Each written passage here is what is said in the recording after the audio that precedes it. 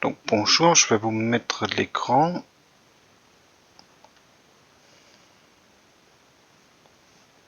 Vous voyez bien l'écran?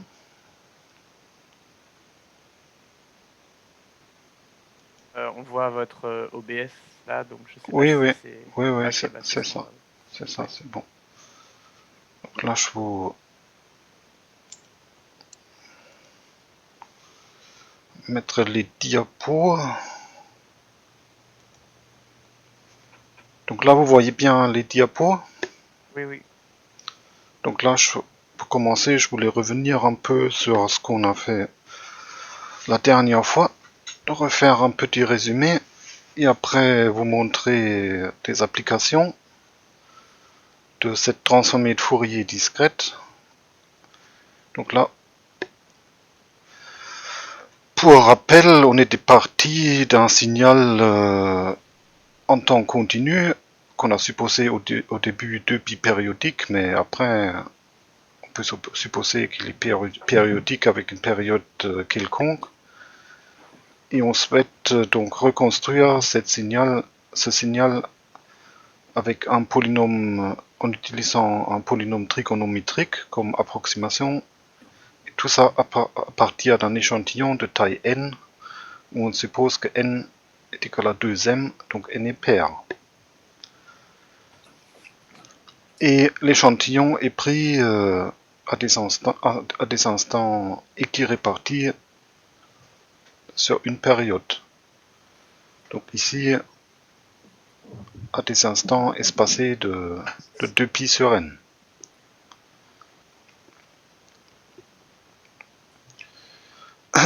Et donc là, l'approche est de construire un polynôme trigonométrique, donc en forme réelle, comme ça, comme le phi ici, ou en forme complexe, comme le psi, qui vérifie les conditions d'interpolation, donc phi de tk ou psi de tk est égal à x de tk pour chaque instant tk. Et là, cette proposition, elle nous dit que si on connaît une version du polynôme trigonométrique, on peut en déduire l'autre juste avec quelques calculs.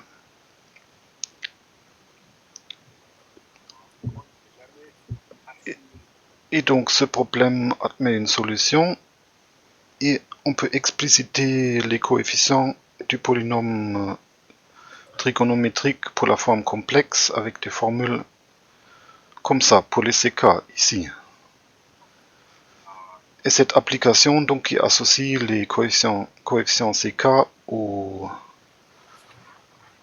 à l'échantillon XK, ça s'appelle la transformée de Fourier discrète.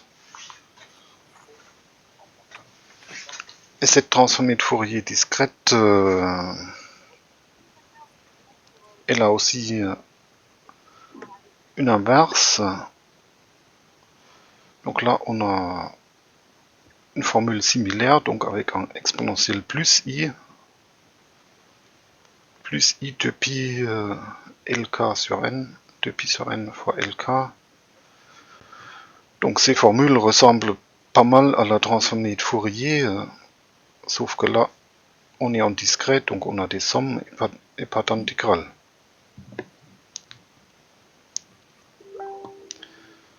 Et pour que ça soit utile, ça a pris un peu de temps, donc ces formules étaient connues bien avant. Donc ça a pris un peu de temps jusqu'aux années 60 où on a trouvé un algorithme rapide pour calculer donc cette transformée de Fourier discrète, et ça s'appelle la transformée de Fourier rapide ou Fast Fourier Transform en anglais, FFT.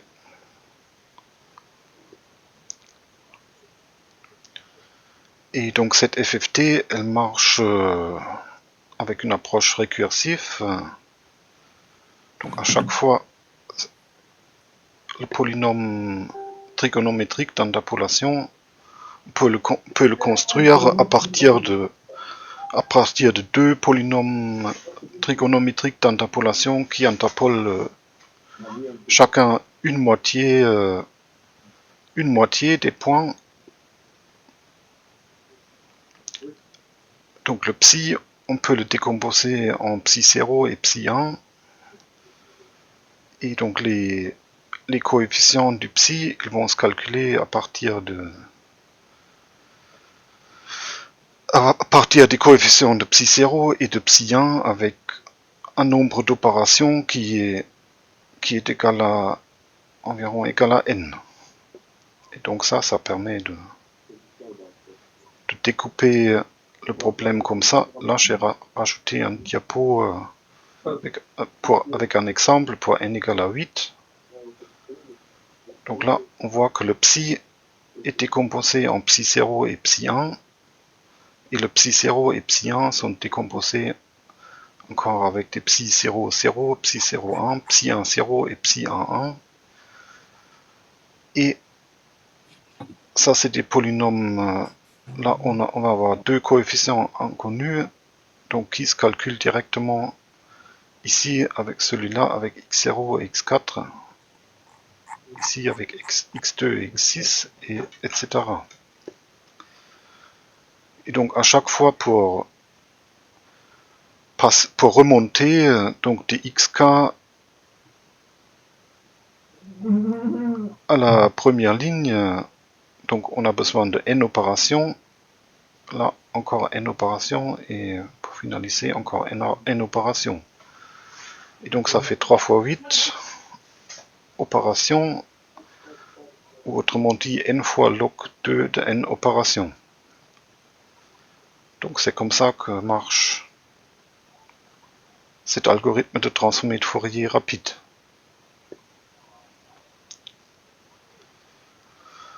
Ensuite, à quoi ça peut servir en pratique? Donc ça sert pour l'étude fréquentielle de signaux. Donc là, d'abord, on généralise aux signaux avec une période P, donc quelconque, juste en introduisant un changement de variable. Donc à la place de x de t, on utilise x tilde s, où x tilde s est égal à x de p sur 2pi s. Et le x tilde, il est donc bien 2pi périodique. Et on peut retrouver le x de t à partir du x tilde en prenant x tilde de oméga t, où le oméga est le facteur bien connu de 2pi sur la période.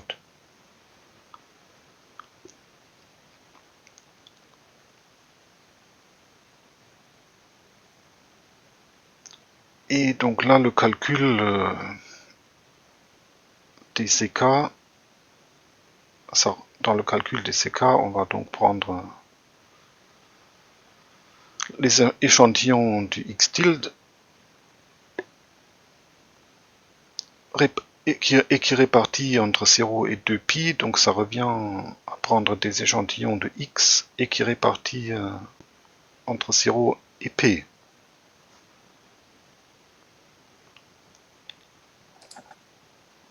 Et donc ça permet d'obtenir le polynôme trigonométrique qui interpole le x de t.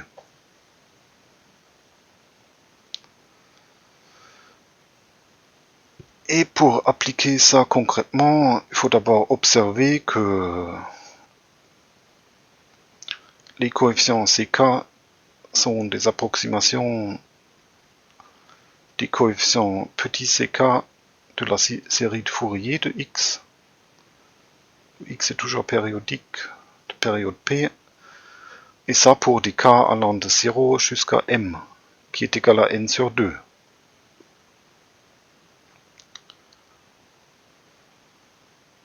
Donc on a cette propriété là.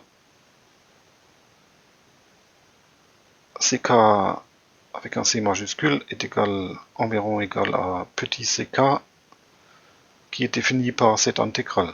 Donc ça, pour l'instant, Si vous n'avez pas vu les séries de Fourier, il faut l'accepter comme ça. On va en parler plus en détail dans le cours de maths. Donc on a des approximations des coefficients de Fourier, et avec des coefficients de Fourier, on peut approcher l'intégrale de Fourier. Donc pour approcher l'intégrale de Fourier avec des coefficients de Fourier, donc ce qu'on fait, c'est pour un signal qui est là, dans L1 et quelconque, on se définit une périodisation avec une période t qu'il faut choisir suffisamment large. Donc on pose yt égale x de t pour t entre moins t sur 2 et plus t sur 2. Et donc là, le coefficient ck de la série de Fourier, il est défini comme par cette intégrale, et pour t assez grand, cette intégrale, ça donne une approximation de l'intégrale de Fourier avec la fréquence fk. Le fk est égal à k sur la période t.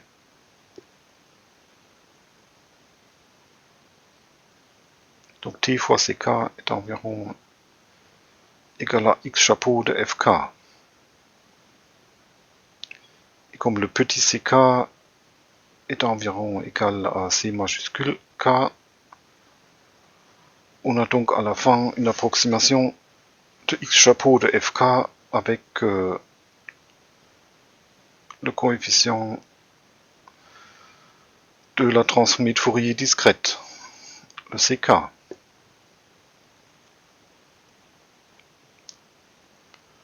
Donc là, on peut faire un exemple. Là, je vais me mettre dans MATLAB. Là, je vais calculer numériquement la transformée de Fourier d'un signal rectangle. Donc on sait ce que ça va donner. Ça va donner un sinus cardinal.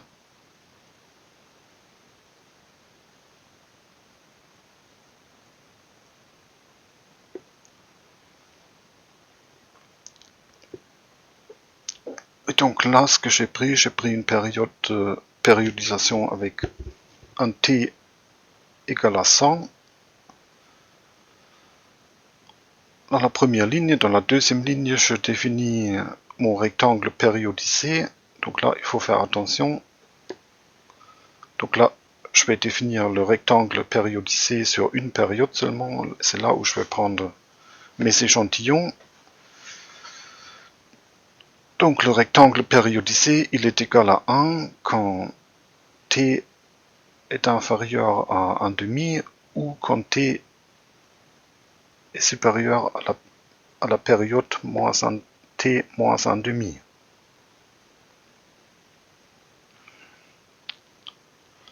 Ça vient de la périodisation. Après, dans la ligne ici, je définis ma fonction sinus cardinal comme sinus t sur t. Là, des fois, il faut faire un peu attention. Il y a déjà une fonction sinus cardinal prédéfinie dans MATLAB, mais elle est définie avec des pi. Ça doit être du sinus pi t sur pi t, quelque chose comme ça. Donc c'est les Américains, ils aiment bien faire comme ça.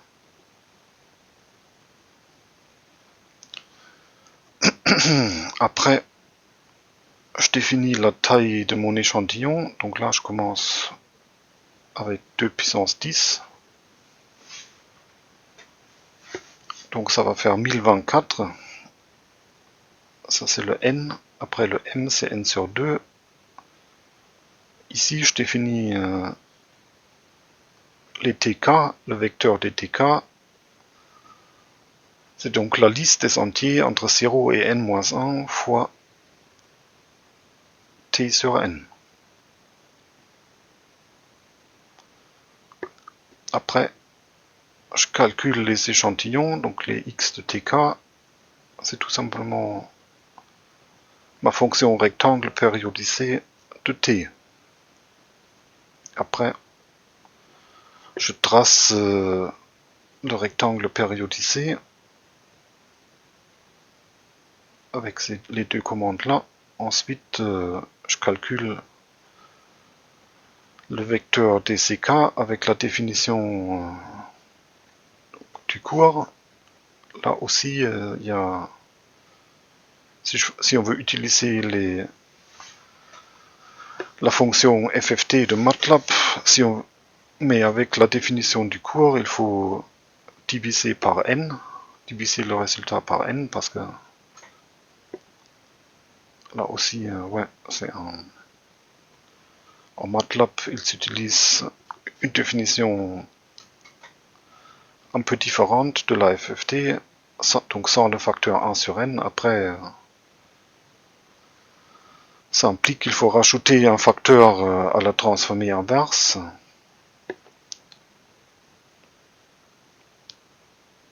Après, ici, je définis donc mon vecteur de fréquence. Donc c'est la liste des entiers entre 0 et m divisé par t. Et le x chapeau, les approximations de x chapeau sont donc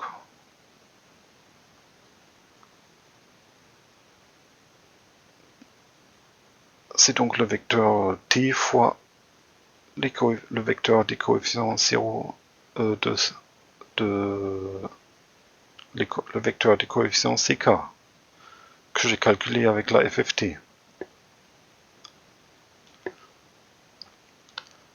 Et les éléments de ce vecteur entre 1 et m plus 1. Donc je prends juste les m premiers.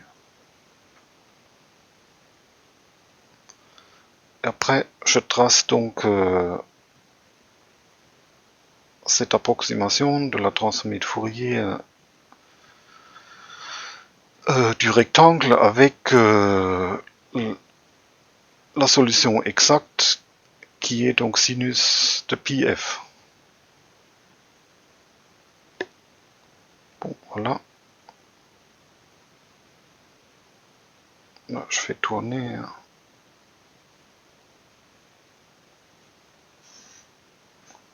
le programme. Donc là, on voit le rectangle périodisé. Donc le premier tracé.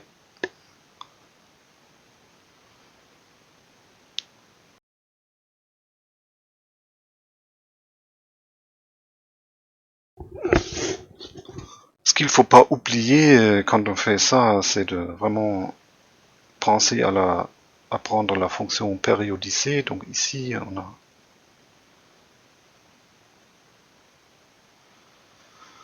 on a le rectangle donc qui est égal à 1 entre, comme on a pris t égale 100, entre 99,5 et 100.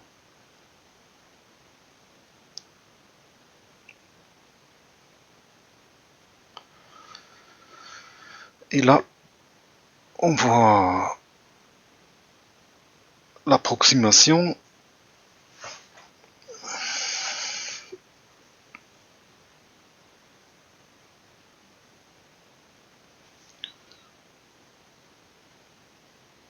Là, en bleu, on a l'approximation et en rouge, on a la solution exacte. Donc là, c'est pas terrible. Là, on voit aussi les limites, donc la fréquence maximale. Ce qu'on a dit, le n est égal à 2 puissance 10, donc 1024, donc n sur 2, donc m est 512, et donc la fréquence maximale, ça va être m, le m, donc 512 divisé par t, qui est égal à 100, donc la fréquence maximale est environ égal à 5.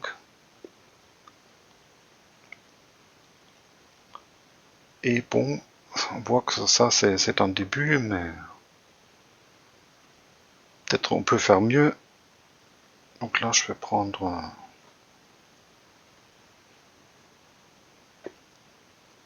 beaucoup plus de points, donc 2 puissance 15.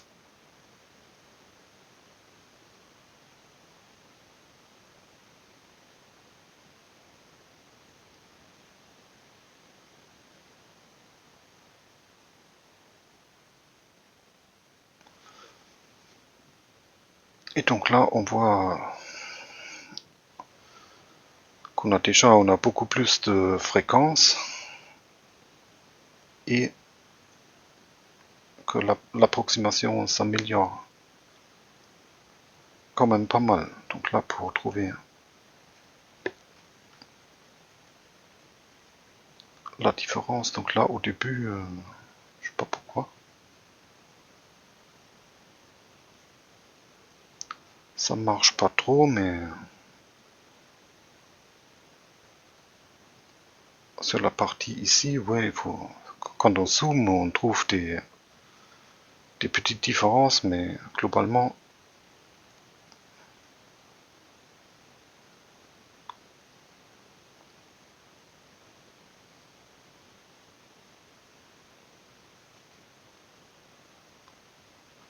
c'est assez correct. Peut-être je prends un T un peu plus grand.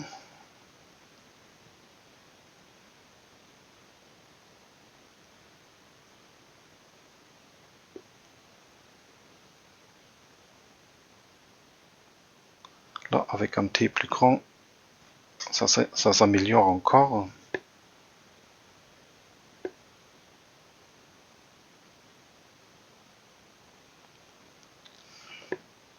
En tout cas, pour les petites fréquences, là, on a quasiment deux courbes superposées, et pour les fréquences un peu plus hautes, il y a une légère différence.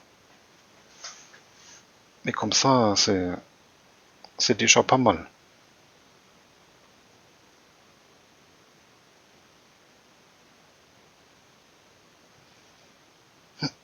Donc là,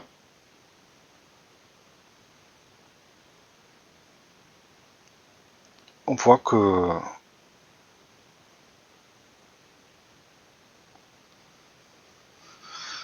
avec une approche comme ça, on peut calculer numériquement des approximations de la transformée de Fourier d'un signal à partir d'un échantillon.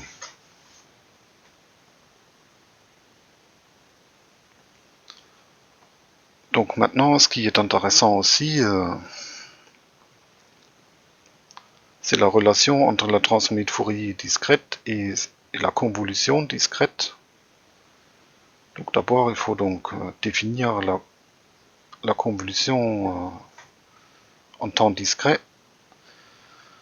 Donc quand on a deux signaux à temps discret, donc x de n et y de n, le produit de convolution de x avec y en n est défini par cette somme. Donc c'est la somme sur k allant de moins infini à plus infini de x de k fois y de n moins k. Donc ça c'est quasiment la même définition comme en temps continu, juste on remplace l'intégrale par une somme.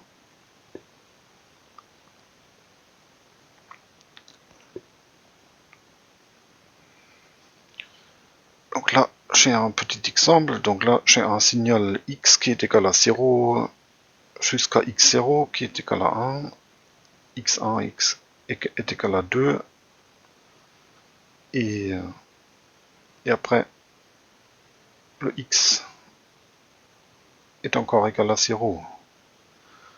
Donc on peut dire aussi que ça c'est un signal de taille finie qui est égal à 2, qu'on transforme en un vecteur, en un signal donc à temps discret mais infini. Pour y c'est pareil, sauf que là je prends y0 égale à 3 et y1 égale à 4. Donc là, le produit de convolution, il va être égal à 3 si on le calcule par cette somme. Pour n égale à 0, il va être égal à 10. Pour n égale à 1, il va être égal à 8. Pour n égale à 2. Et 0 sinon. Là, on voit que j'ai deux signaux de longueur 2 Donc le produit de convolution, il peut être non nul seulement quand il y a intersection entre les parties où les deux signaux sont non nuls. Donc pour deux signaux de taille 2, je peux avoir au maximum 3 valeurs non nulles, ce qui est le cas ici. Donc là, on voit avec j'ai aussi une petite explication graphique. Donc là, on voit le x de k et le y de k. Donc là, là où le x de k est égal à 0, là et là, c'est caché en -1 et en 2.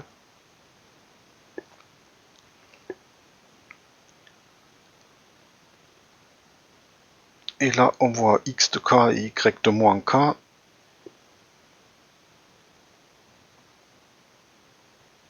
Donc là, si je passe de y de k à y de moins k, le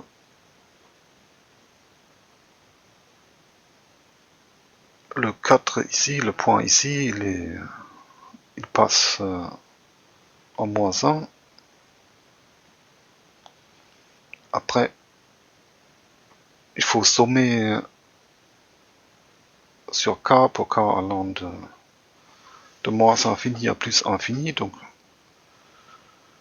jusque là, le x de k est toujours égal à 0. Donc le produit des deux est toujours égal à 0.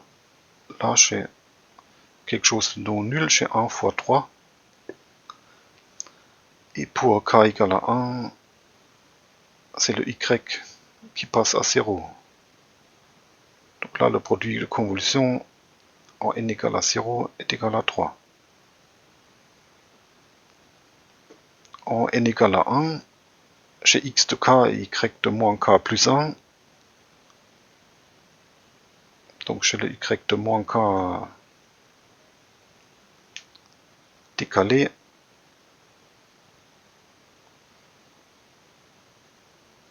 Par 1 vers la droite. Donc là, j'ai deux cas où le produit est non nul. C'est en k égale à 0 où j'ai 1 fois 4 et en k égale à 1 où j'ai 2 fois 3.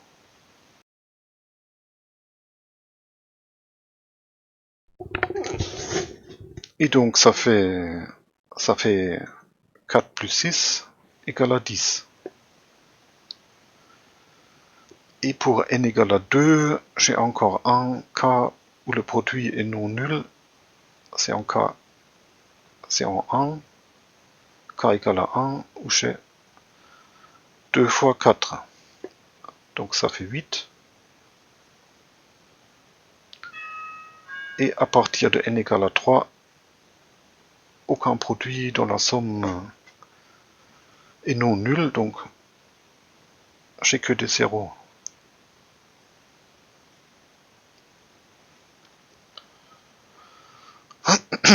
Bon voilà, ça c'était la convolution discrète. Et pour la convolution discrète, on a aussi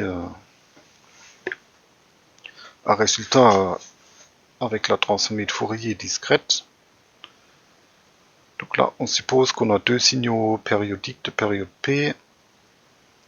Et x de n et y de n sont des échantillons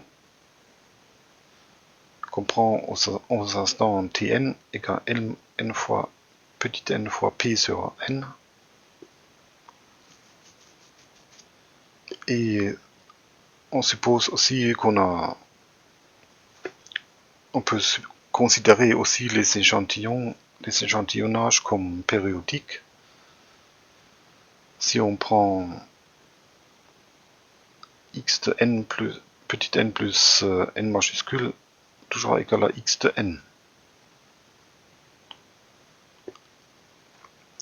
Après, on peut dire ce qu'on appelle la convolution périodique de ce genre de signal. Ça c'est défini comme avant, mais avec la somme qui va seulement de k égale à 0 jusqu'à n-1. Donc c'est juste sur une période.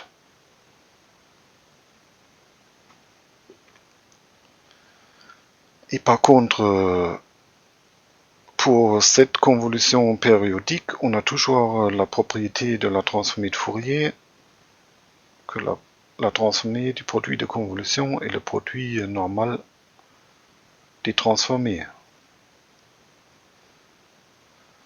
Donc x convolué avec y en k est égal à la transformée de ça est égal à la transformée de x en k fois la transformée de y en k.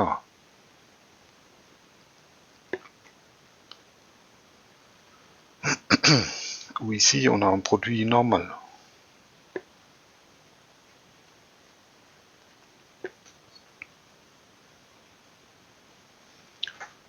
Et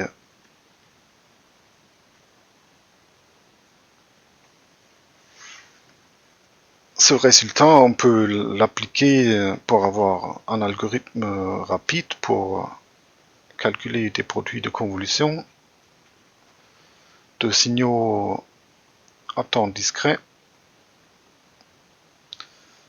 Donc on va tout simplement calculer les transformées pour un produit x convolué avec y. On va calculer les transformées de x et de y avec la FFT, et puis on fait le produit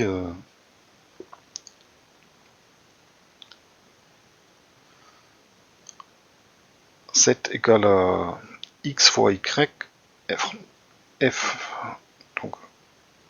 donc là, on calcule une transformée de z comme le produit de la transformée de x fois la transformée de y, mais élément par élément. Et après, on prend la transformée inverse de la transformée de 7, donc ça donne le 7.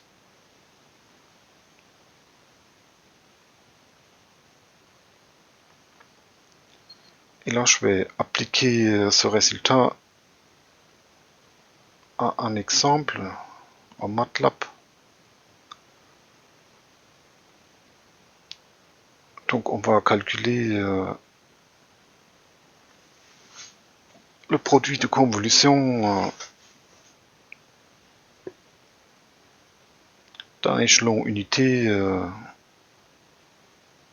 à temps discret avec lui-même.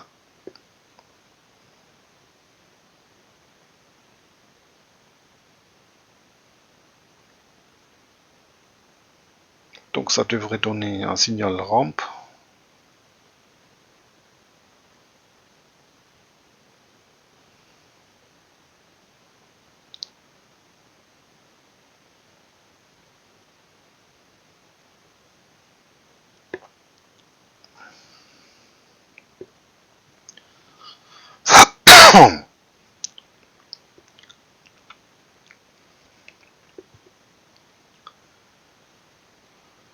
Et donc le code, il est ici.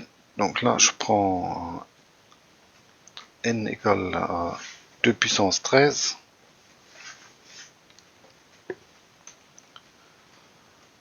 Je veux calculer la convolution de h avec x, où h est un échelon unité.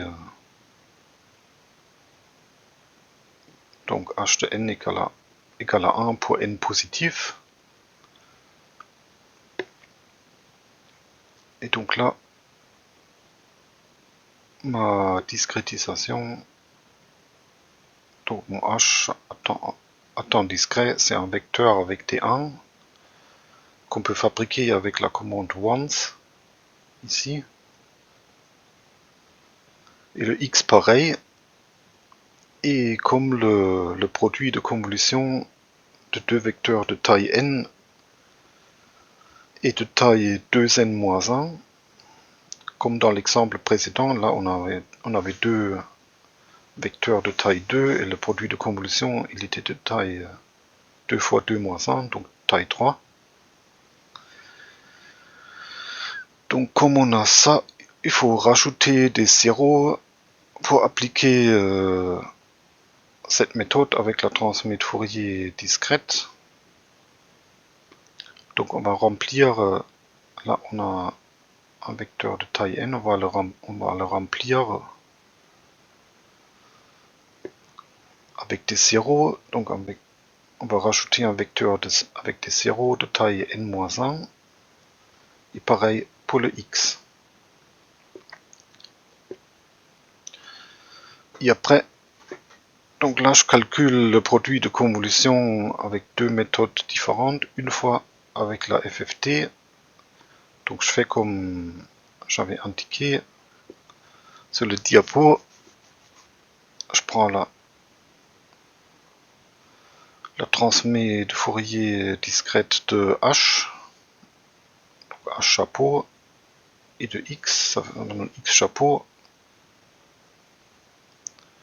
Après, ici, je fais le produit élément par élément de H chapeau avec X chapeau, et je prends la transmet de Fourier inverse, et ça me donne mon produit de convolution que j'ai appelé Y ici.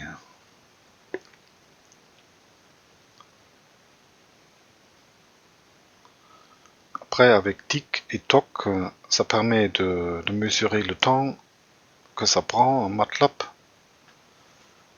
Donc, si on met la commande tic, ça lance un compteur.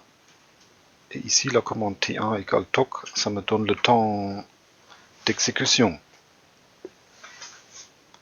Après, j'utilise la commande qui est déjà intégrée dans MATLAB pour la convolution. Et je mesure le temps aussi.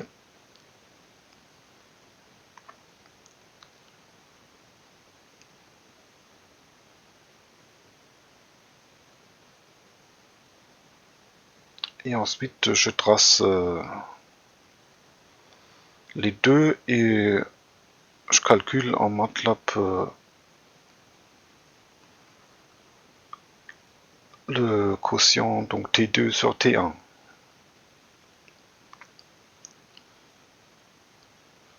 Donc si le quotient est supérieur à 1, supérieur à... Pardon? C'était juste un écho, monsieur.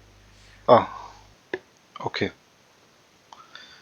Donc si le T2 est supérieur à T1, donc là ça veut dire que la commande conf de MATLAB est plus lente que la méthode avec la FFT. Donc on va essayer ça.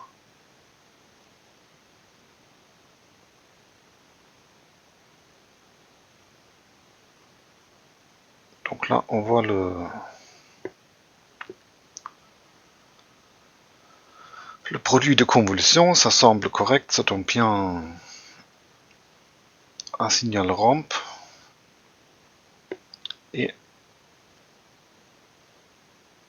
pour les temps d'exécution, on a que la commande conf de MATLAB, il est presque 2 fois plus lent que la méthode avec la FFT.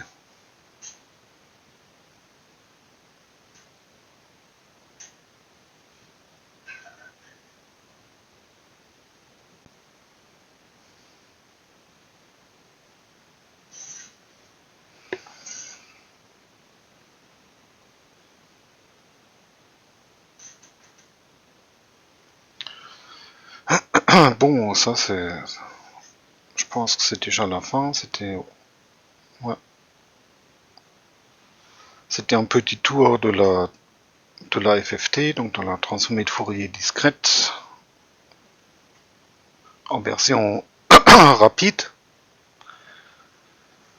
Maintenant, on va repasser en temps continu et on va étudier un peu la transformée de Laplace.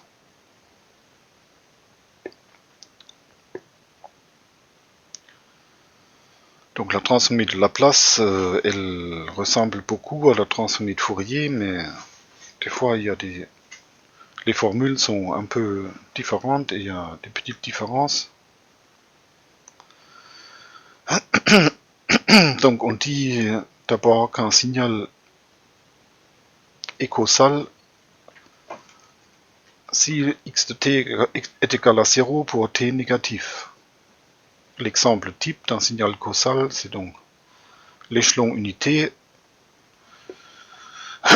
Donc, c'est le signal qui est égal à 1 pour t positif et est égal à 0 pour t négatif.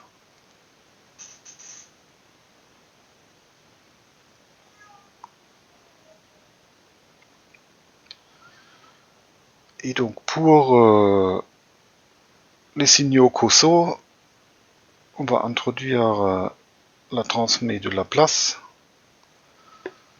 Donc ici, on peut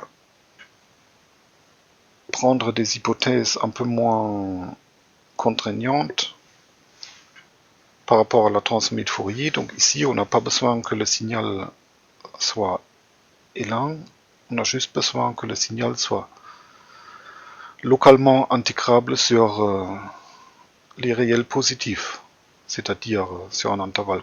Il faut qu'il soit intégrable sur un intervalle compact. Donc là, par exemple, toutes les fonctions continues sont localement intégrables.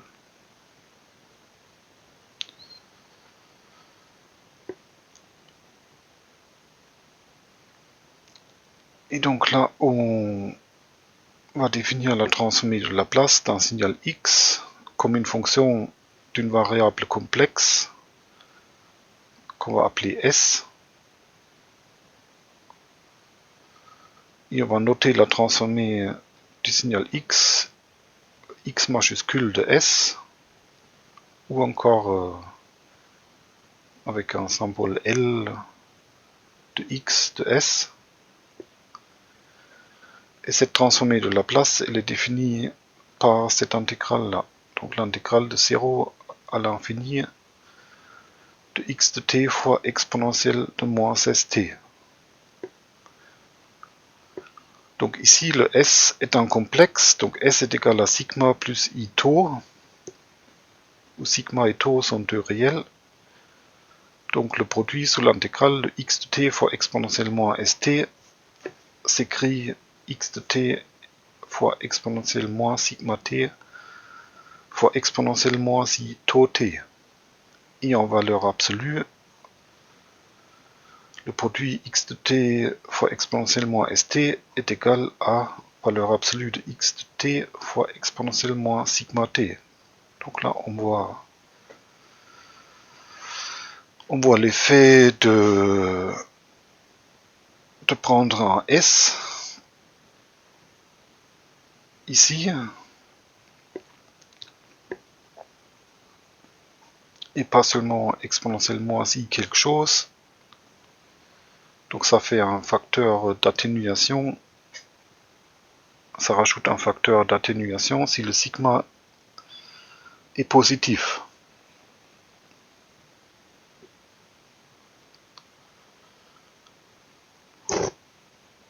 Et donc ça force en quelque sorte l'existence de l'intégrale.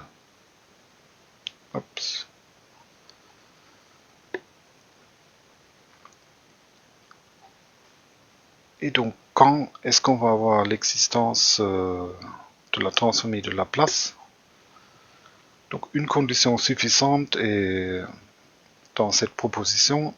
Donc si le signal x vérifie une condition de croissance, valeur absolue de t inférieure ou égale à une constante fois epsilon fois exponentielle de kt. Donc en gros, il faut pouvoir majorer la croissance de x par un exponentiel. Donc comme l'exponentiel est déjà bien en croissant, ça c'est pas trop contraignant. Alors si le signal x vérifie cette condition, la transmet de Laplace de x existe pour tout s avec une partie réelle sigma supérieure à k.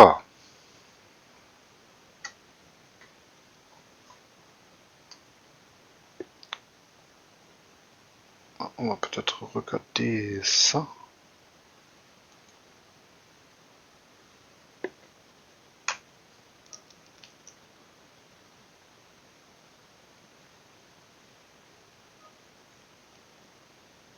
Donc est-ce qu'on a dit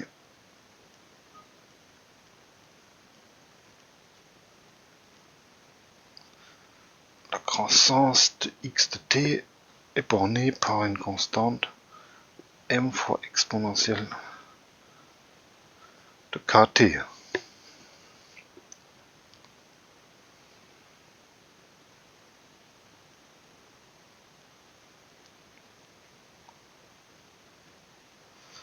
Donc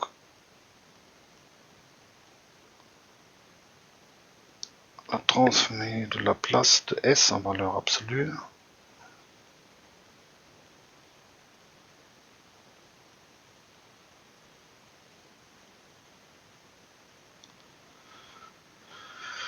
est définie comme ça.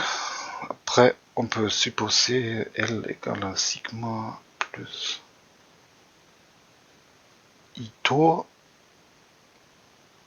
Donc ça, déjà, ça, c'est majoré par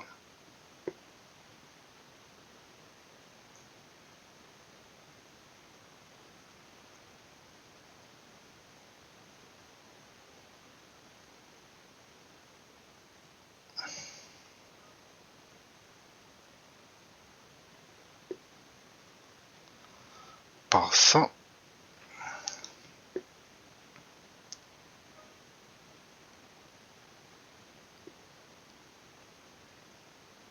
Et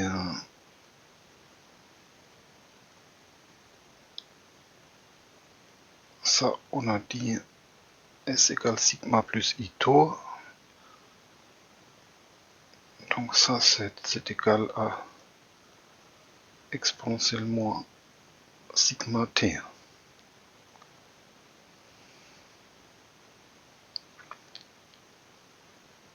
Et le x de t est majoré par m fois exponentielle kt. Donc tout ça est majoré par l'intégrale de m fois exponentielle.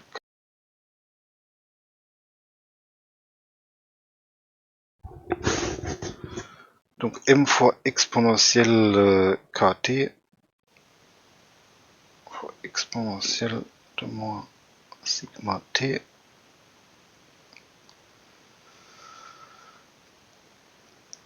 Et donc ça, on va faire m fois l'intégrale de exponentielle de k moins sigma t.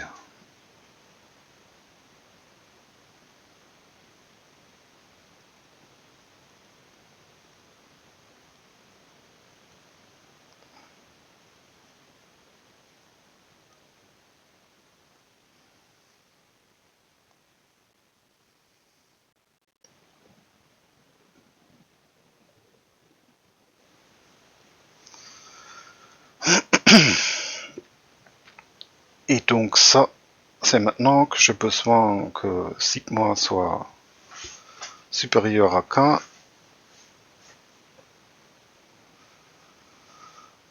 Si sigma est supérieur à k, donc la limite quand t tend vers l'infini de exponentielle de k moins sigma t est égale à 0.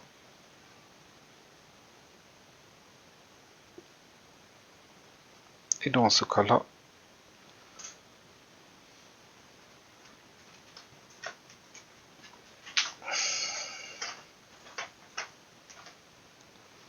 je vais avoir donc moins exponentielle de 0 sur k moins sigma, donc ça fait 1 sur sigma moins k.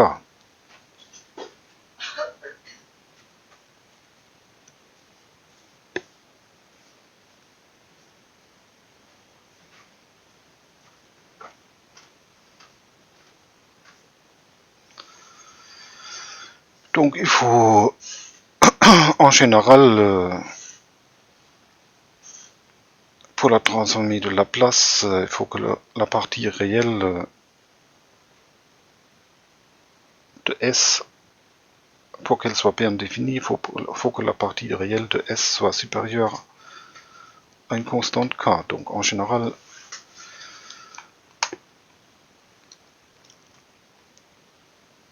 la transformée de Laplace, elle va exister dans le plan complexe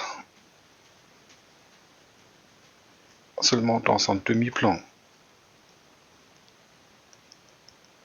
Elle va exister sur un domaine un peu comme ça.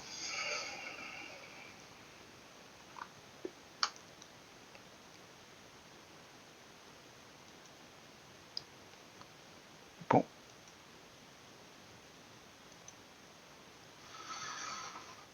Mais bon, en général,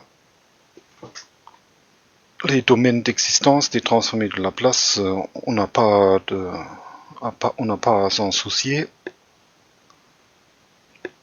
Normalement, ça pose pas de problème.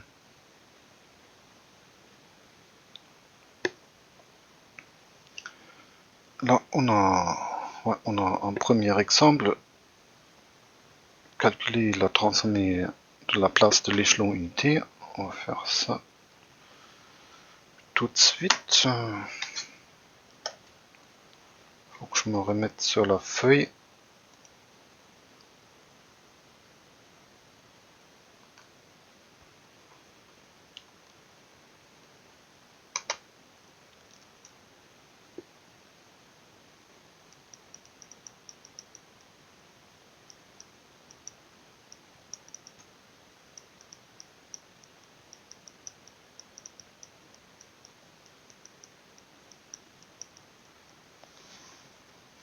Donc la transformée de Laplace de l'échelon unité.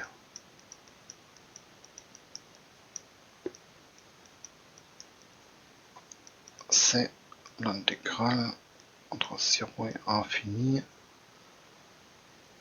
de l'échelon unité de t qui est égal à 1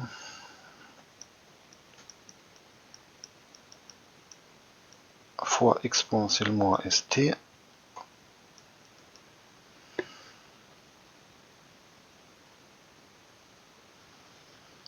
donc j'intègre par rapport à t et donc ça va faire exponentiellement st avec un moins divisé par s.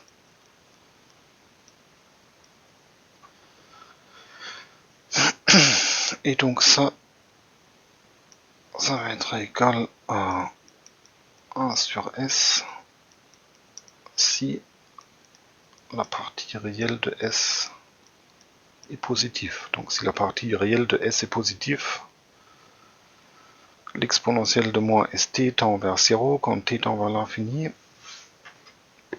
Et donc là, on va avoir 1 sur s.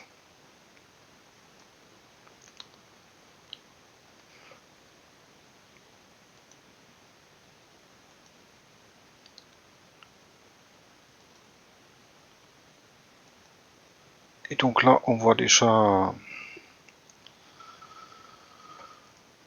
une utilisation, donc, parce que l'échelon unité, il n'a pas de transformé de Fourier au sens des fonctions L1 déjà, parce qu'il n'est pas L1.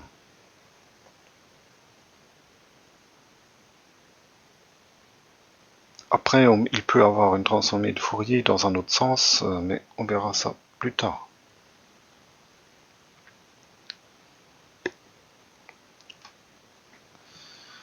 Et donc, dans toute cette partie, pour les propriétés et aussi pour les exemples, on suppose toujours que les signaux sont causaux.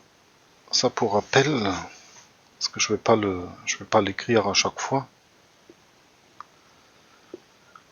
Donc, une première propriété de la transformée de Laplace, c'est la linéarité. Donc, ça vient tout simplement de l'intégrale. Donc, la transformée de Laplace d'une combinaison linéaire de deux signaux et la combinaison linéaire des transformés.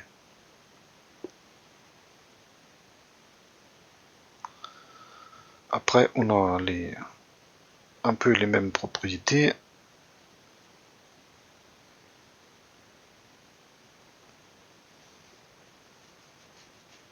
Je vais peut-être pas tout écrire, mais bon. Le changement d'échelle, c'est essentiellement la même formule. On va peut-être l'écrire.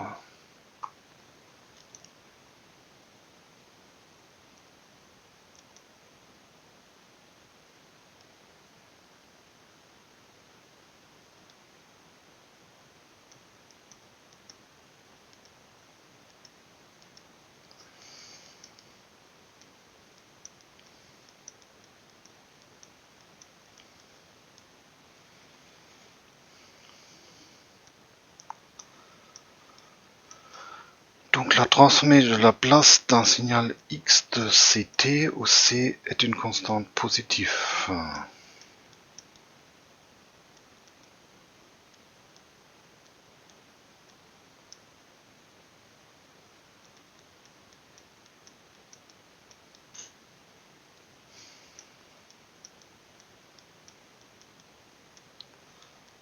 Est définie par cette intégrale. Maintenant on va faire le changement de variable. Ct égale u.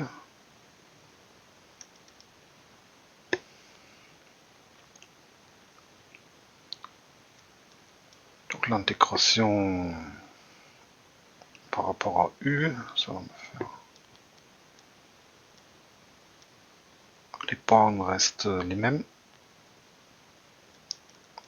X de u.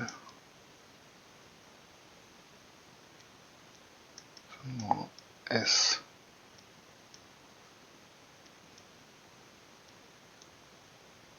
U sur C et l'intégration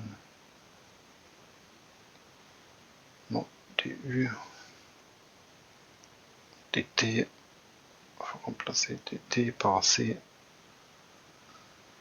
du sur C. C, j'aurais pu le laisser.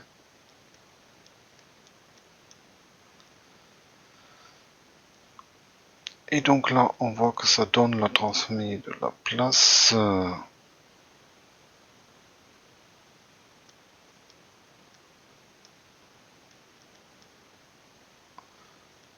x de u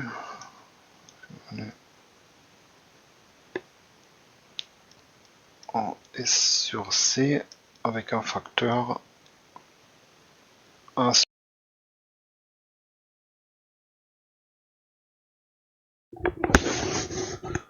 Et donc c'est bien ce qu'il y a dans l'énoncé.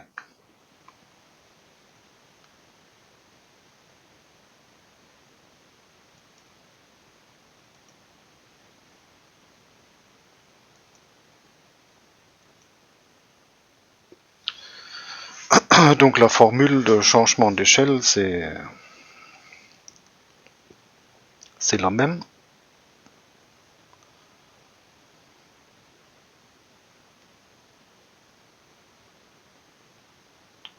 La formule pour la translation,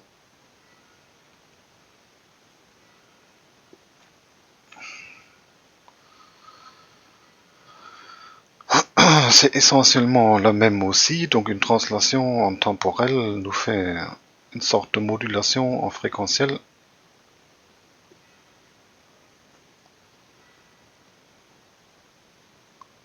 Donc la transformée de x est multipliée par un facteur exponentiel moins st0. T0 est le délai.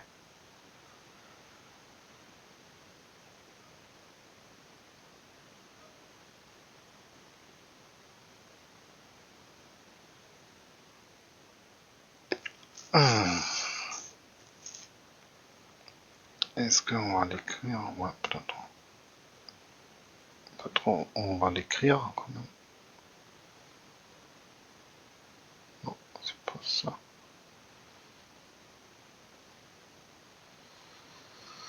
C'est ça que je veux. Bon. Est-ce qu'il y a encore... Non, je vais commencer. Nouvelle page.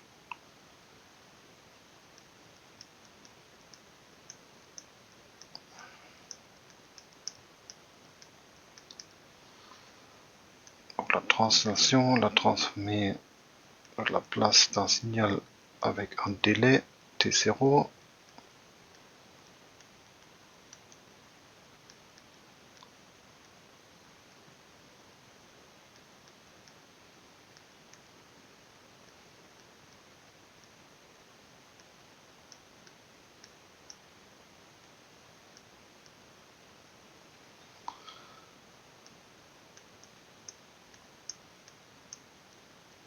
Et donc là, on va faire un changement de variable u égale t moins t0.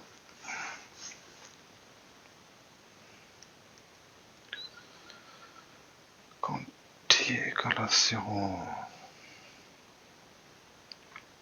Ah là, voilà, il y a un détail. C'est là où c'est, par exemple, là, il y a un détail où c'est important que les signaux sont causaux. Parce que là, a priori, ça fait l'intégrale t égale à 0 de moins t0 jusqu'à l'infini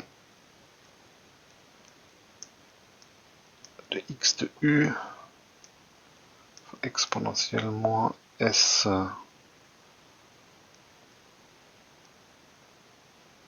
u plus t0, là, dt égale du.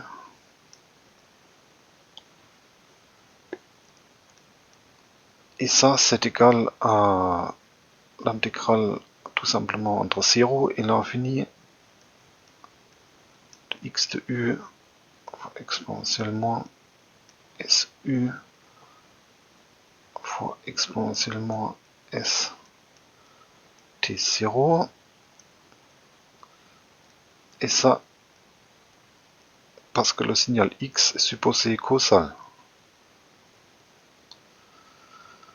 Donc pour u négatif, le x est égal à 0. Donc là, l'intégration, elle peut commencer en 0.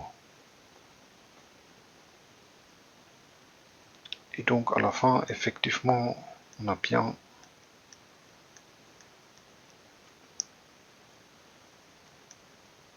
exponentiellement st0 fois la transformée de la place de x.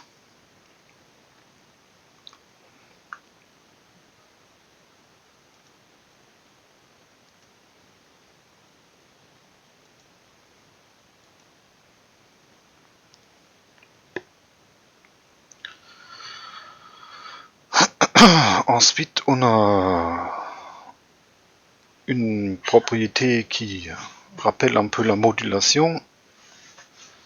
Donc on a une sorte de modulation d'un signal x de t avec un facteur, donc une multiplication avec un facteur exponentiel S0t. Et ça nous fait une translation dans le spectre, entre guillemets, par S0.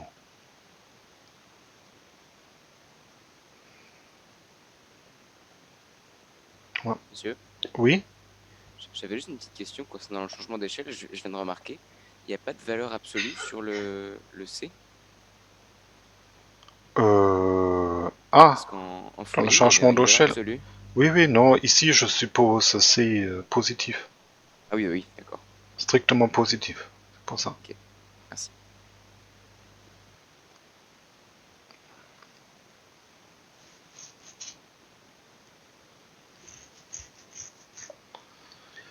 Et donc là, on peut l'écrire, ça prend pas longtemps. La modulation.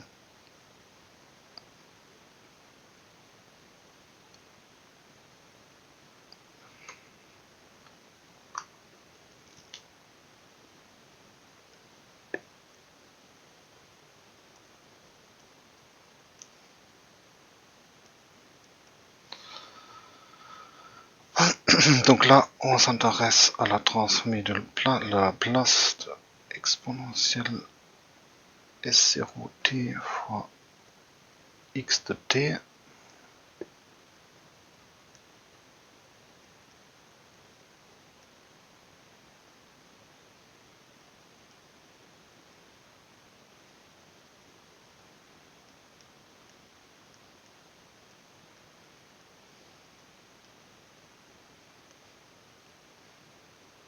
Et donc ça, c'est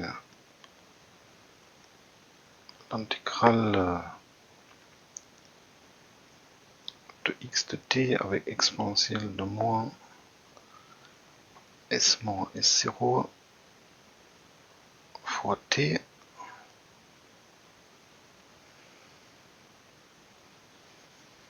Et ça donne effectivement juste la transformée de x.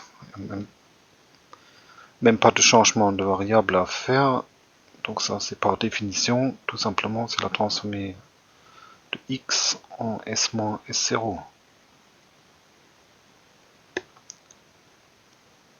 Bon, voilà, ça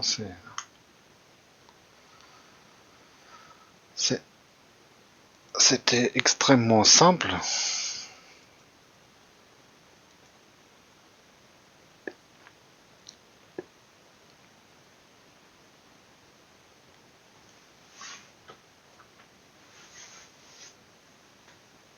Après, donc une propriété pour avoir un peu plus d'exemples, c'est cette propriété encore de la dérivée d'une transformée. Donc encore en dérivant la transformée, on peut obtenir les transformées d'un signal multiplié par une puissance de t.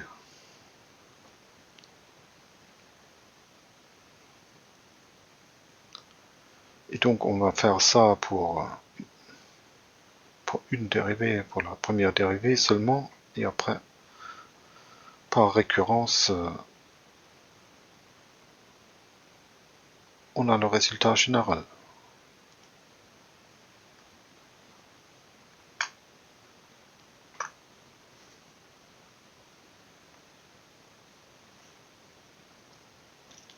Donc là on a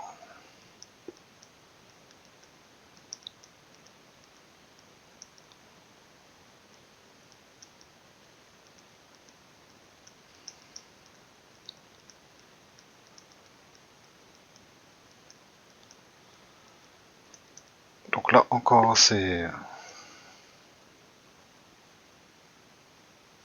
assez simple.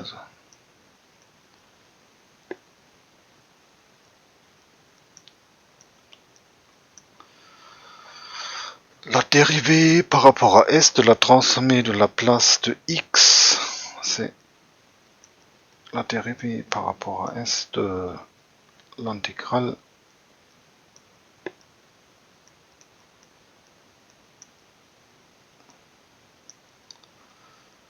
de x de t avec exponentielle moins st.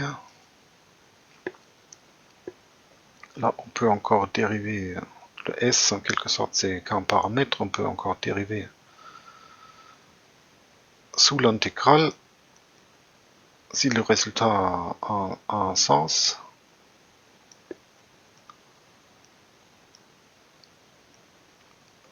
Et la dérivée par rapport à s de la fonction sous l'intégrale, c'est tout simplement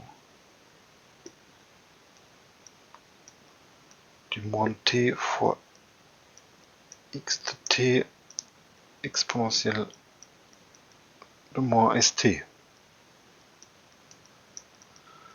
Et ça donne donc la transformée de la place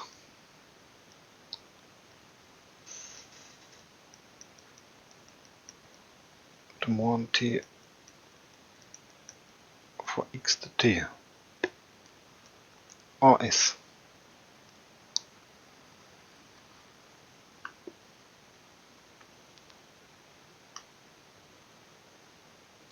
Donc là, vous voyez, c'est assez simple.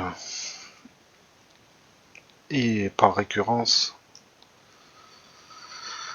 si je prends plusieurs dérivés, je peux faire sortir encore des facteurs moins t. Si je fais ça n fois, j'ai la transformée de moins t puissance n fois x de t.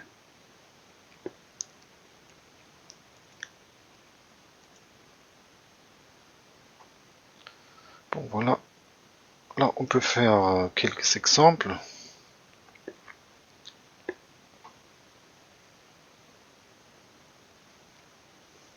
On peut transformer, oui, d'abord un exponentiel avec une constante fois t. Après,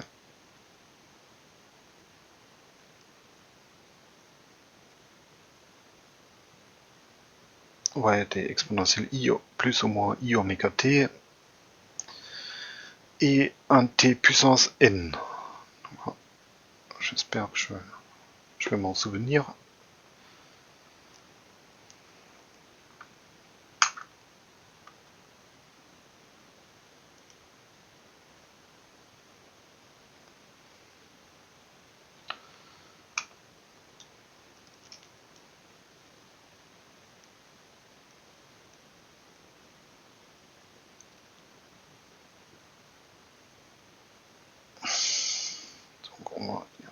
rapport exponentiel moins ct.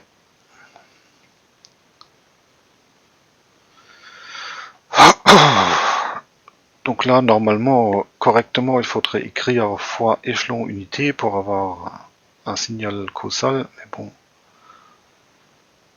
quand je dis exponentielle moins ct, c'est sous-entendu que pour t négatif, on prend 0. D'accord ?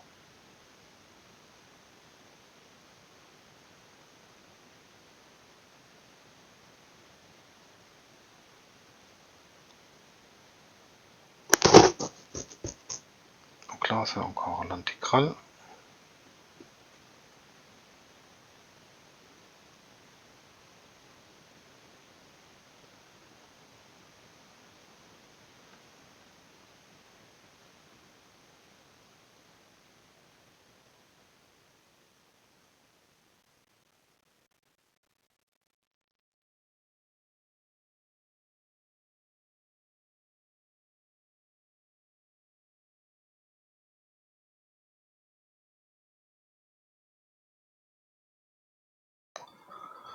Bon, là, on a ça. Du moins plus c. Et donc là, il faut encore supposer que la partie réelle de S plus C est positive.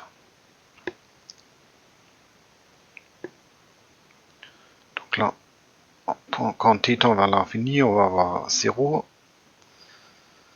Et sinon, on va avoir 1 sur S plus C. Donc un exponentiel de moins ct, où c peut être complexe, donne en Laplace 1 sur S plus C. Ou en exponentiel ct, ça donnerait un 1 sur S moins C. Ici. Donc ça, c'est un exemple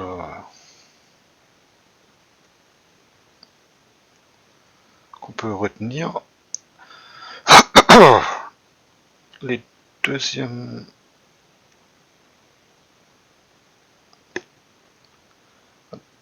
exemple, c'est l'exponentielle de plus ou moins i oméga t. Donc là, on peut déjà se servir du premier.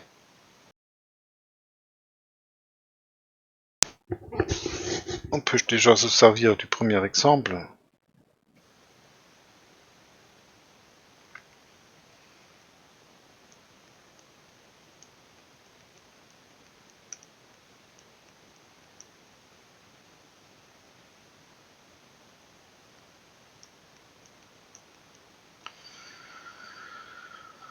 Transformer de Laplace de exponentielle plus ou moins i oméga t.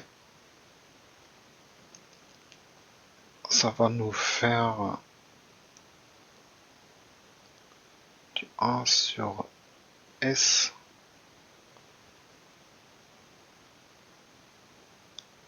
moins ou plus i oméga. Donc l'exponentielle plus i oméga t, ça va se transformer en S moins i oméga, et l'exponentielle moins i oméga t, ça va se transformer en 1 sur S plus i oméga.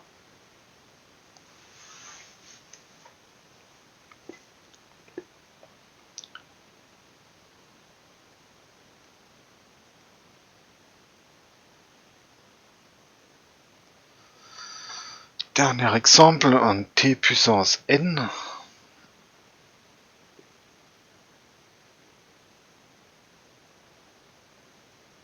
Donc déjà, on peut calculer la transformée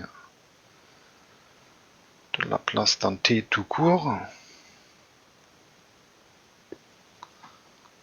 Donc t interprété comme t fois échelon unité, on a déjà vu que la transformée de l'échelon unité, ça fait 1 sur S, et avec la propriété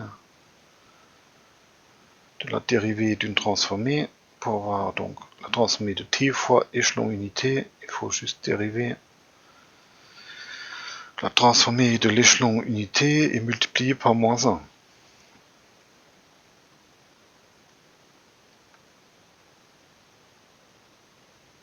La dérivée par rapport à S de 1 sur S, ça donne -1 sur S carré avec un moins. Donc ça fait un plus 1 sur S carré.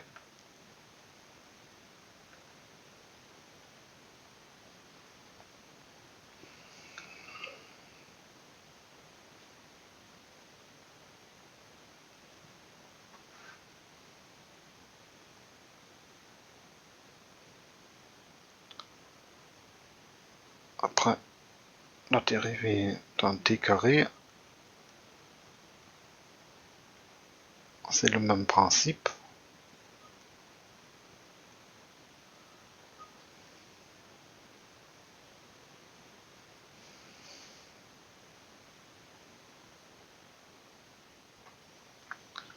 J'ai un moins 2, ça me fait un 2 sur S cube. La dérivée de S puissance moins 2, ça fait moins 2 fois S puissance moins 3. Donc avec le moins ici, ça fait plus 2. Et là, on comprend le principe. Donc, la transformée de Laplace d'un t puissance n, c'est du. Donc à chaque fois, on va sortir un facteur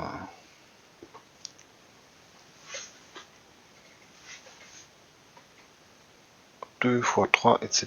Donc ça va faire du n factoriel. Et on aura 1 sur S à la puissance n plus 1.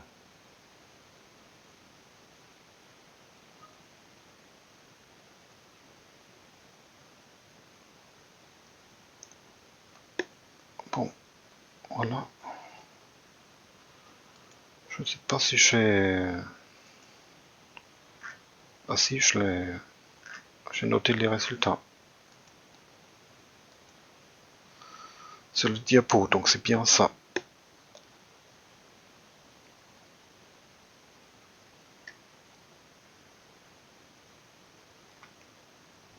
Monsieur, Oui. je comprends pas bien pourquoi dans la démonstration vous mettez transformé de t, enfin effectivement il y a d'abord t puissance n échelon unité, transformé de t puissance n fois échelon unité, mais je comprends pas pourquoi dans la démo du coup vous mettez t puissance n fois transformé de t. Pardon. C'était où? Sur le... Ouais, sur la démo. Sur la feuille. Là vous écrivez dans le petit 3 t puissance n fois transformé de t, non? Dans le 3. Là, t Non, puissance n. non, ça, là, je veux juste dire... Ce que je veux dire, c'est que je veux juste... Ah, c'est pas lié, d'accord, ok. je veux Ok. juste traiter la transformée de Laplace de t puissance n. À chaque fois, Oui, là, donc. j'ai écrit l'exemple que je vais traiter. Et pourquoi on est obligé enfin, quand on écrit, d'écrire fois l'échelon unité? Pourquoi on n'écrit pas juste t puissance n? Donc, correctement, on devrait écrire, donc, devrait toujours dire écrire fois échelon unité parce que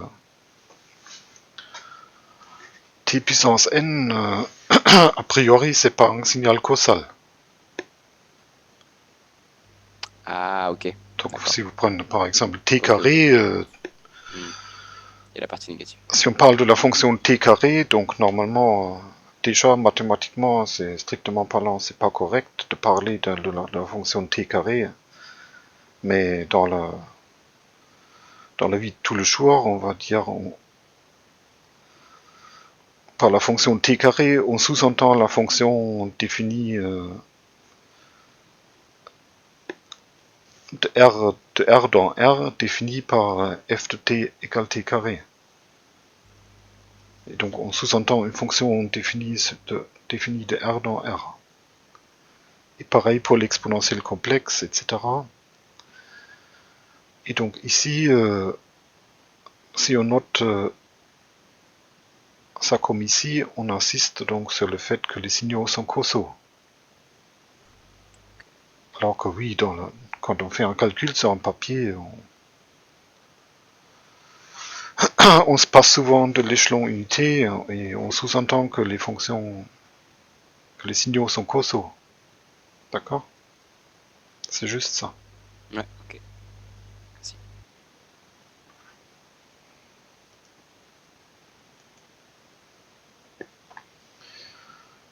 Bon, c'est quelle heure? Ouais, on peut peut-être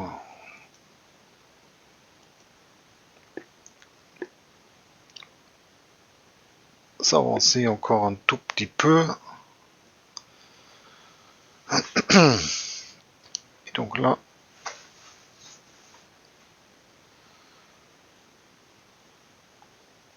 dans cette partie-là, on veut calculer la transformée de Laplace d'un objet donc, qui s'appelle l'impulsion de Dirac.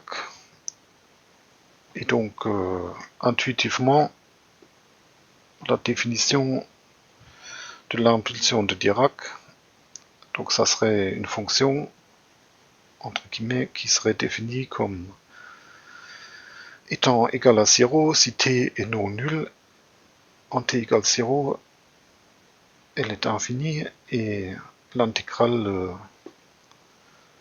sur R donc, de cette fonction serait égale à 1. Donc mathématiquement, une telle fonction n'existe pas, mais elle existe dans un sens de fonctions généralisées qu'on appelle aussi les distributions.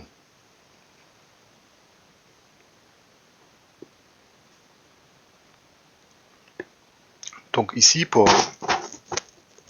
on souhaite quand même calculer la transformée de Laplace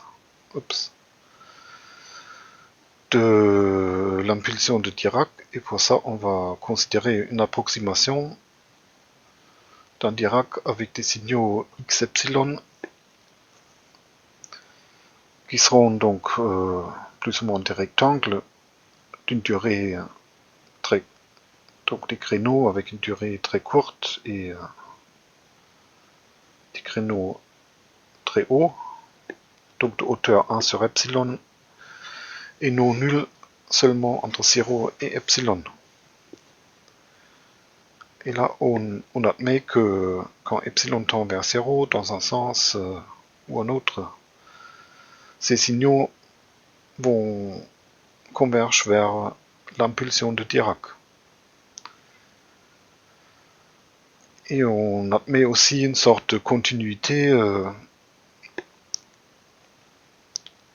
On admet que la transformée de Laplace du Dirac, c'est la limite quand epsilon tend vers 0 des transformées de x epsilon.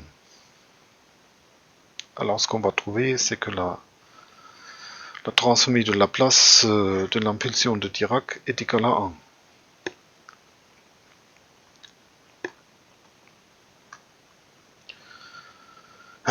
Donc après, ça va justifier un peu l'appellation réponse impulsionnelle dans le cadre des systèmes. Voilà, on va regarder ça.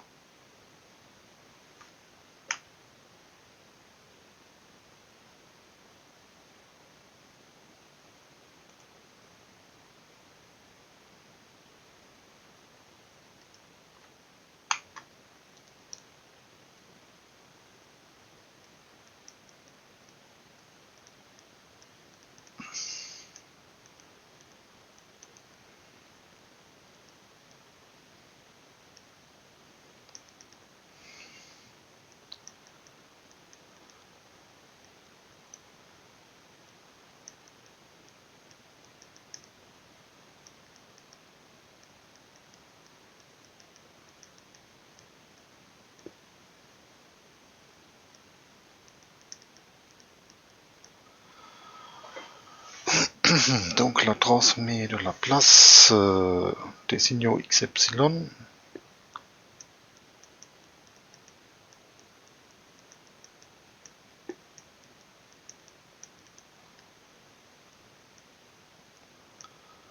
Donc là, après epsilon, x epsilon est nul, donc juste besoin d'intégrer jusqu'à epsilon. Jusqu'à epsilon, x epsilon est constant, égal à 1 sur epsilon.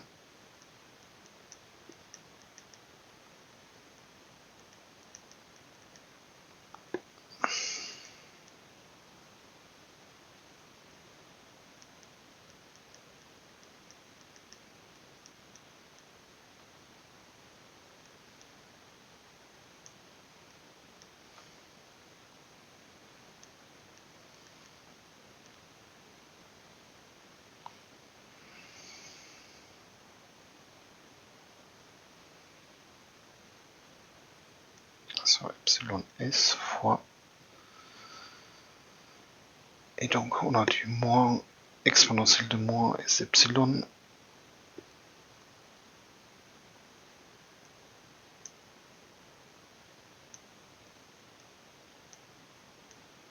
Et du plus 1.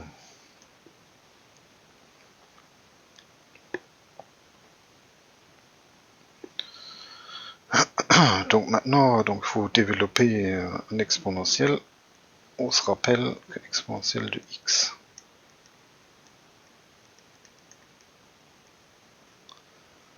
est définie comme la somme sur n de x puissance n sur n factoriel.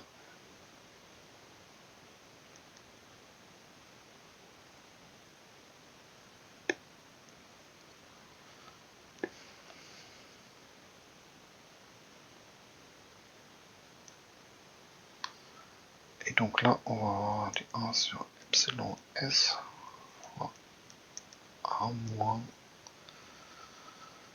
pour n égale à 0.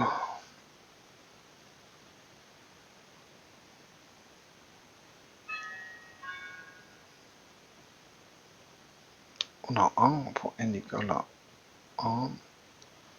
On a du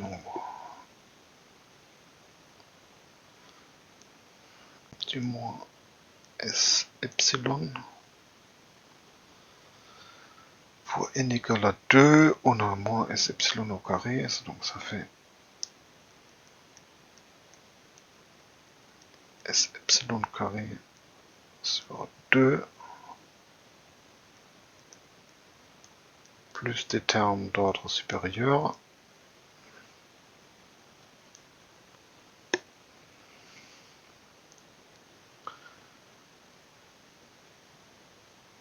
Et quand on fait converger epsilon vers 0, donc là on a a moins 1, donc ça se simplifie.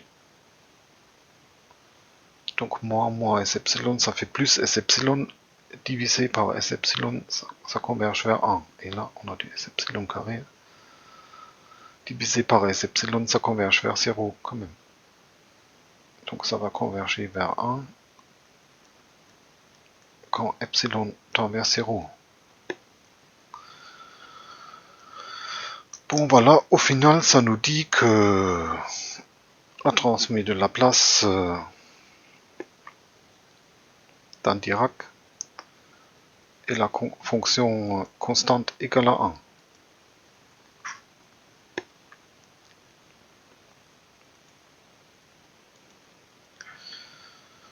En fait, quand on va faire la transmise de Fourier pour des signaux de type distribution comme un Dirac, on va retrouver la même chose en Fourier. Et ça, intuitivement, on peut dire que pour reconstruire un Dirac ou pour décomposer un Dirac, on a besoin de toutes les fréquences avec une importance égale pour toutes les fréquences.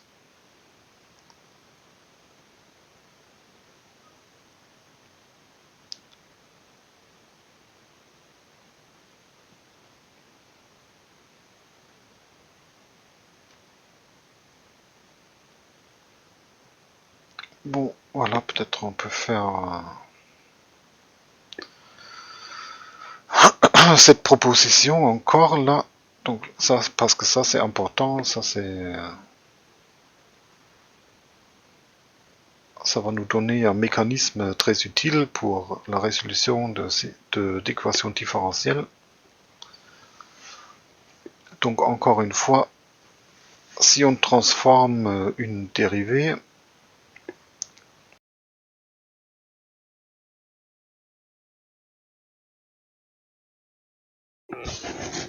donc si on prend la transformée d'une dérivée, on obtient la dérivée d'un signal, on obtient la transformée du signal multipliée par la variable fréquentielle qui est ici, c'est un peu entre guillemets une variable fréquentielle S.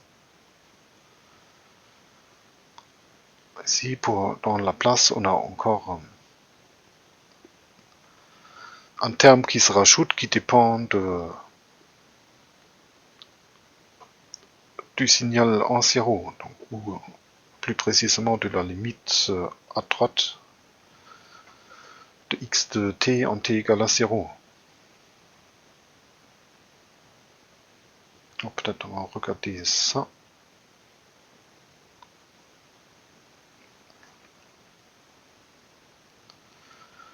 Donc la transmet de la place de x'.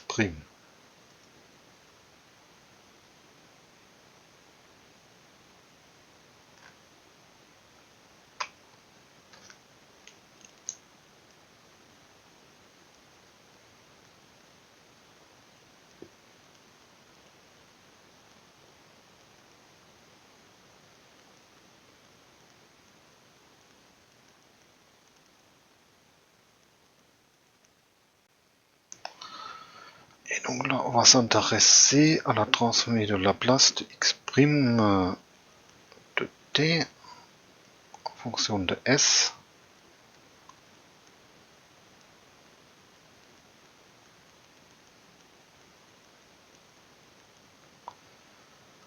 Définie par cette intégrale. Et donc là, ce qu'on va faire, c'est une intégration par partie.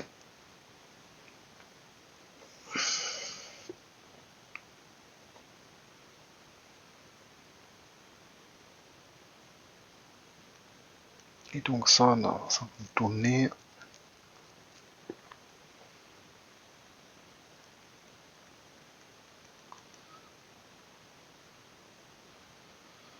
uv', ça fait uv x de t exponentielle moins st dans 0 et infini moins l'intégrale avec la dérivée sur l'exponentielle. Donc ici la dérivée est par rapport à t. Donc ça fait descendre cette fois à s, ou à moins s.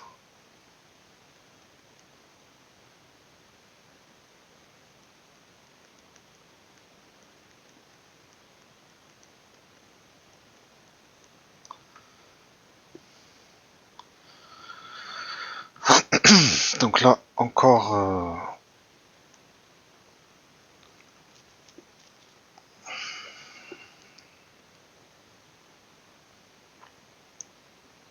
ça va donner, donc quand t tend à l'infini, suppose que la transformée de Laplace de x est bien définie, donc ça fait, entre autres, il faut x de t fois exponentiellement st converge vers 0 quand t tend vers l'infini. Et donc ça va nous donner donc moins la limite quand t tend vers 0 de x de t fois exponentiellement st. Donc ça fait le moins x de 0. Ici, on va avoir plus s fois l'intégrale de x de t exponentielle moins st, et ça c'est juste la transformée de la place de x.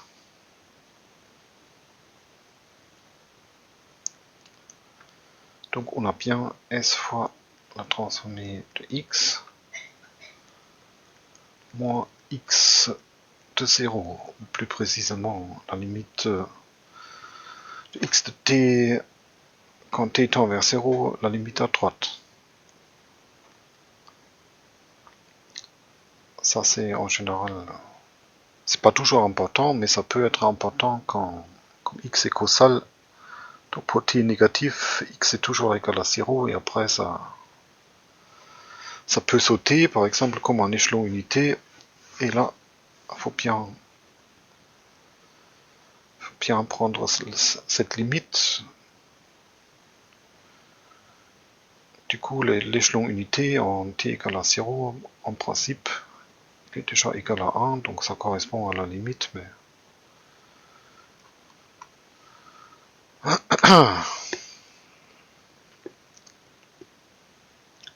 Donc en général, des fois il faut faire attention et bien prendre cette limite. Ensuite, souvent on a des équations différentielles d'ordre 2 qu'on veut transformer, donc par récurrence on peut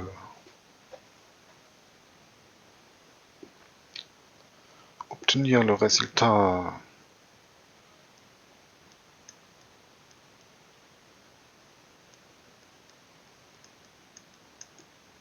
pour la dérivée seconde.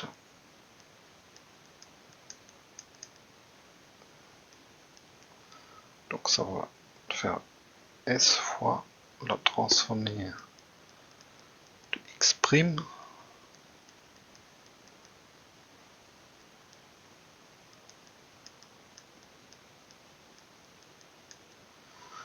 moins x' en 0 plus, qui est égal à s fois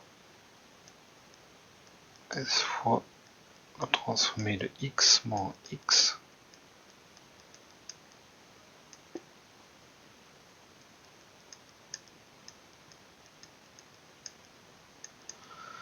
et donc au final ça fait du s carré.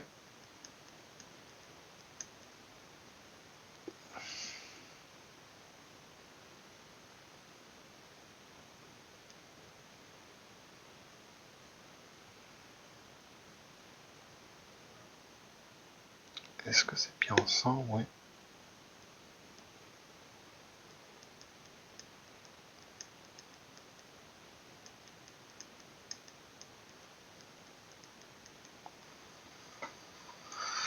Donc ça fait essentiellement la transformée de x avec un s carré.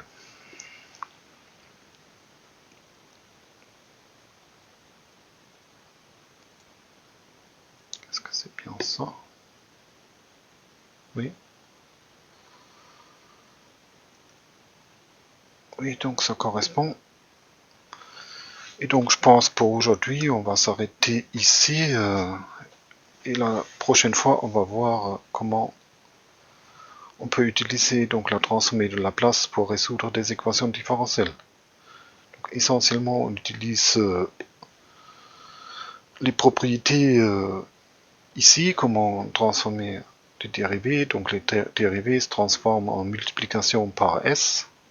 Et ça permet de transformer des équations différentielles en équations normales. Plus ou moins.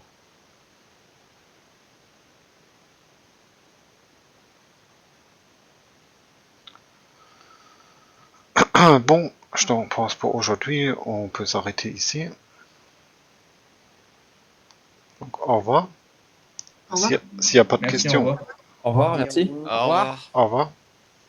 Au revoir.